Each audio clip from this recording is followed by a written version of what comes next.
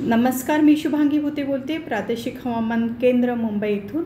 आज सकाळी 8:30 वाजताच्या आलेल्या निरीक्षणानुसार दक्षिण कोकण गोवा किनारपट्टीच्या जवळ पूर्व मध्य अरबी समुद्रामध्ये जो कमी दाबाचा क्षेत्र तयार झालं होतं ते पुढच्या 36 तासामध्ये अजून तीव्र होऊन ते इंटेन्सिफाय होईल आणि त्याची आगेकूच ही उत्तरेला असेल।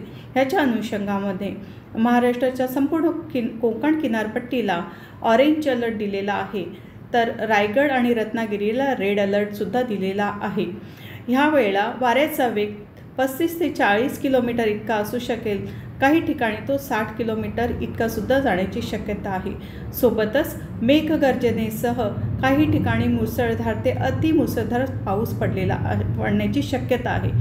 मच्छीमारांना चेतावणी दिली जाते की येत्या 2 ते 4 दिवसामध्ये गुजरात किनारपट्टी आणि महाराष्ट्राची जो किनारपट्टी आहे तिथे तुम्ही जाऊ नका। धन्यवाद।